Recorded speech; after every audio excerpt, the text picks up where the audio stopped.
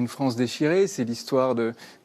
en littérature, les amours impossibles sont souvent intenses. Oui, c'est un bon thème, voilà, effectivement. Ouais. Exactement, et c'est vrai que... Ouais. Et c'est vrai que l'Alsace, moi j'ai grandi dans le sud-ouest, moi je viens de Bordeaux, et c'est vrai que la situation de l'Alsace, moi j'avais toujours grandi avec cette idée que la France avait délivré les Alsaciens, mais sauf qu'ils étaient quand même allemands depuis un moment, oui, c'est ça. Et que c'était pas si facile à gérer toute cette histoire, et j'ai trouvé que c'était toujours intéressant. La littérature permet aussi peut-être de comprendre, de se loger, de passer par les interstices pour établir certaines vérités, ou en tout cas montrer certaines choses qui sont un petit peu bancales, plus bancales qu'on nous l'avait appris en tout cas. Toutes ces histoires, tous ces récits, ces légendes aussi, où est-ce que vous les avez puisées? Dans les lettres de Poilu dont vous nous parliez? Dans beaucoup de littérature, il y a eu beaucoup aussi de podcasts qui ont été faits, d'émissions pour le centenaire de la Première Guerre mondiale, donc je me suis vraiment nourri de toutes ces histoires.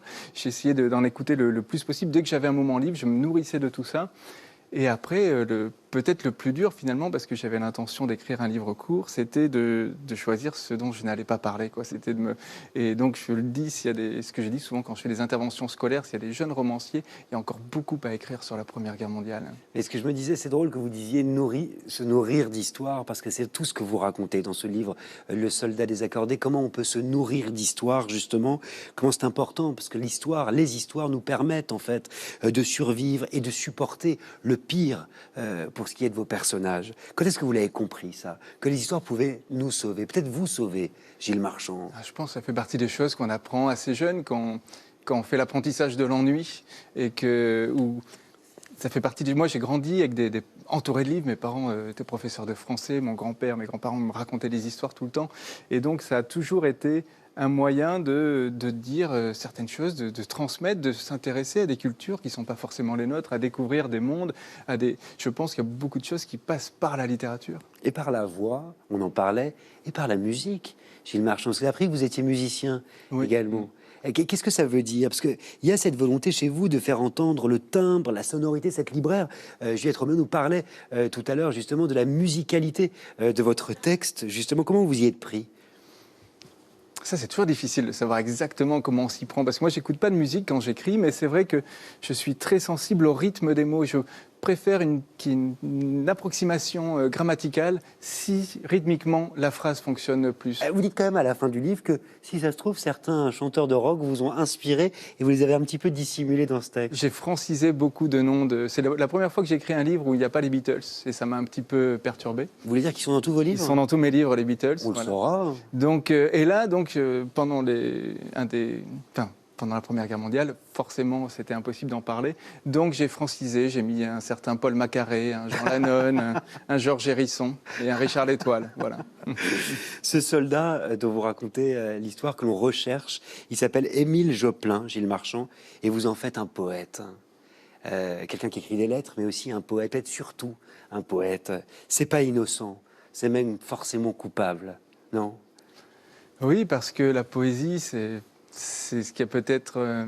c'est une des choses les plus pures et les plus belles. Et quand on écrit, on peut se cacher derrière des histoires. C'est difficile de se cacher derrière la poésie, parce que la poésie, c'est un petit peu l'écrivain mis à nu, j'ai l'impression en tout cas. Et c'est vrai que pour moi, en tant qu'écrivain, c'était un vrai plaisir de me cacher derrière ce personnage de poète pour écrire de la poésie. Puis vous dites aussi à demi-mot quand même que la poésie peut-être quelque chose face à la barbarie. Et c'est l'une des grandes problématiques justement de cette littérature de 14-18. Cette littérature qui a surgi sur l'enfer de la guerre. Oui, c'est un des thèmes importants, parce que c'est vrai que l'après-guerre, c'était aussi quelque chose qui m'intéressait beaucoup et qui est présent dans ce livre-là. C'est comment est-ce qu'on survit à ça? Comment est-ce que, face à l'indicible, face à l'apocalypse, comment est-ce qu'on reste un homme? Comment est-ce qu'on peut rester debout? Comment est-ce qu'on peut retrouver sa famille, ses parents, ses proches, en ayant vécu tout ça? Parce que les hommes qui sont partis ne sont pas les mêmes que ceux qui sont revenus, nécessairement.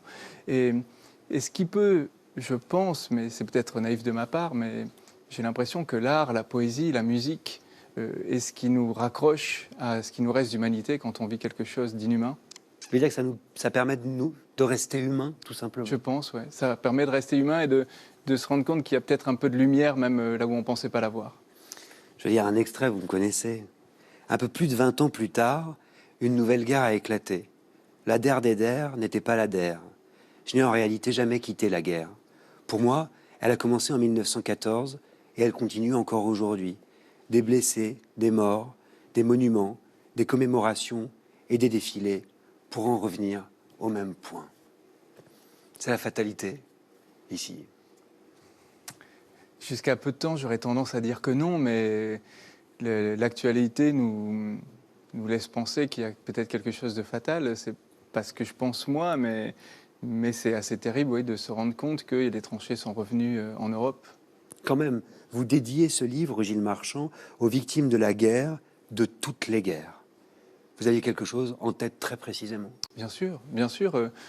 Toutes les guerres, les guerres qui ont suivi, et puis celles qui sont, et puis la situation ukrainienne. C'était très difficile d'écrire ce livre sans avoir cette histoire en tête, sans avoir conscience qu'aujourd'hui, il y a encore des gens qui sont dans des tranchées à quelques heures de Paris.